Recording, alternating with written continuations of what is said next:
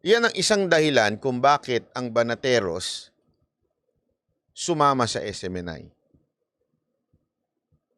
Bakit? Gusto kong makasama ang mga taong walang takot at may bayag. SMNI ang may bayag na labanan ng katiwalian sa ating bayan at magsalita. SMNI lang ang lumaban sa mga tunay na terorista sa ating bansa. SMNI lang ang nagbabanggit ng mga ayaw ipabanggit sa ibang mga mainstream media.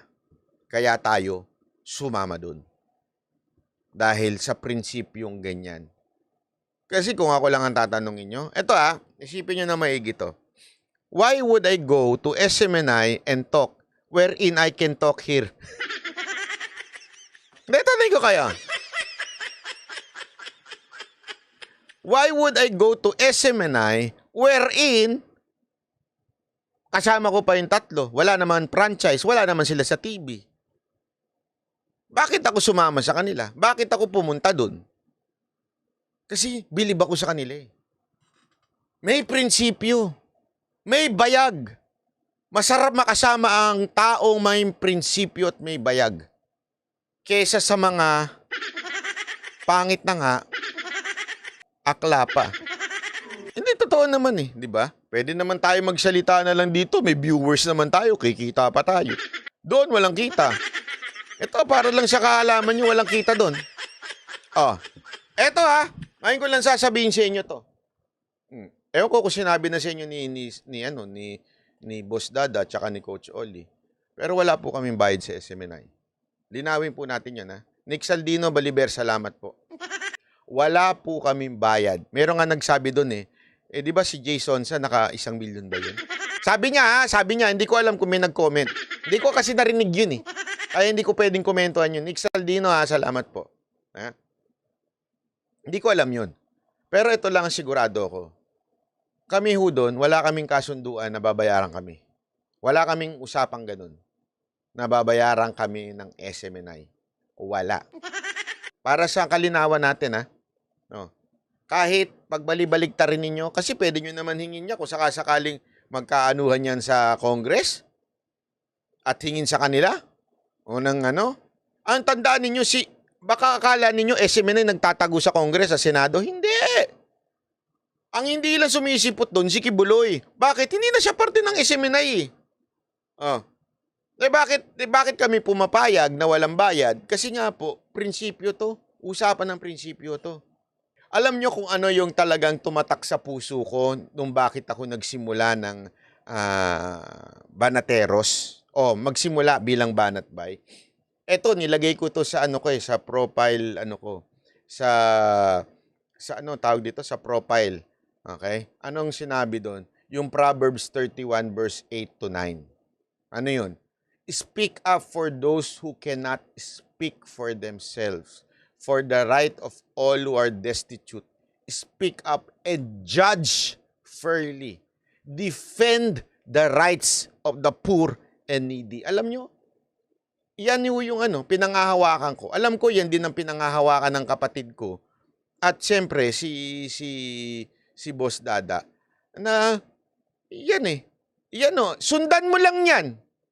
Kasi nga, di ba, seek first His kingdom. Ibig sabihin, sundan mo kung ano yung gusto ng Diyos Ito ang gusto ng Diyos Magsalita ka. Doon sa mga hindi nakakapagsalita.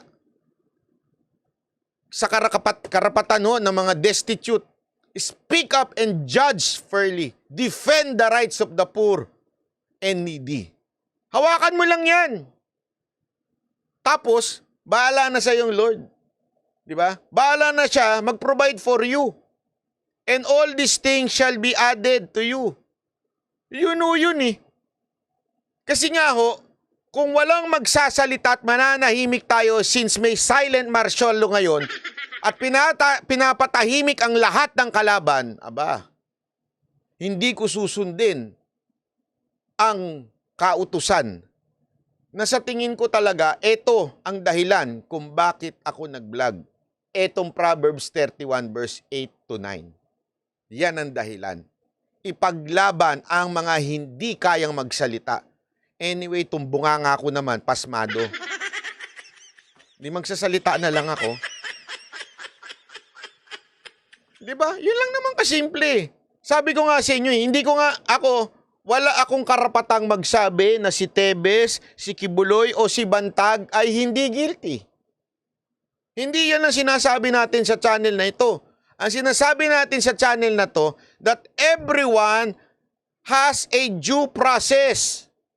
Kailangan may due process ang bawat isang Pilipino na humaharap sa pagsubok o pag-uusig. Kailangan humarap tayo lahat sa due process. Ang problema, nilalapastangan ng ilang mga sekretary dyan ang due process. Muntikan na kaming mahagupit ng due process. Alam nyo ba na pinag-usapan namin tatlo ito? May punto pa ngang napapaisip kami na tutuloy ba natin to? Hindi, walang biro Kasi alam namin na nag-level up. Okay? Alam natin niya kasi naka-Amerikana na kami doon. Alam natin nag-level up yun. Pero tandaan ninyo, nag-level up din ng threat. Baka busit na nga sila sa SMNI, dinagdagan pa namin. Di malalo mabibwisit sila. Sampulan na natin to mga animal na to. Feeling ko idadamay na kami dun Kaya napapag-isip kaming tatlo Tama ba tong pinasok natin? Akala ko nagkwekwentuhan lang tayo, naglalaro-laro lang tayo. Tapos bigla tayo napasok dito. Hindi ako nagbibiro. Sabi ko sa inyo yung mga araw na mga gagawin namin dyan, susubukan namin yung mga hindi na di-discuss dito, ma-discuss dyan. Yung mga hindi na interview dito, ma-interview doon. Yun ang gagawin namin. Definitely, yung mga yun, mga taong ayaw ng gobyernong ito. Alam nyo, napapaisip lang tayo, pero tutuloy natin yun. Tutuloy natin. Wala nang atrasan to. Bahala na talaga. Kaya nga namin sinamahan ng SMNI. Sinamahan namin when yung time na wala silang TV. Para hindi sabihin ng iba na kaya lang namin gustong pumasok doon because of the TV. Hindi. Kasi kami pumasok sa SMNI dahil believe kami sa SMNI. Pumasok kami sa SMNI because sila lang ang media na talagang lumaban sa terorista. Sila lang ang media na lumaban sa mga kurap. To the point na tatanggalan sila ng prangkisa kasi kinalaban nila. Sino? Si Tamba.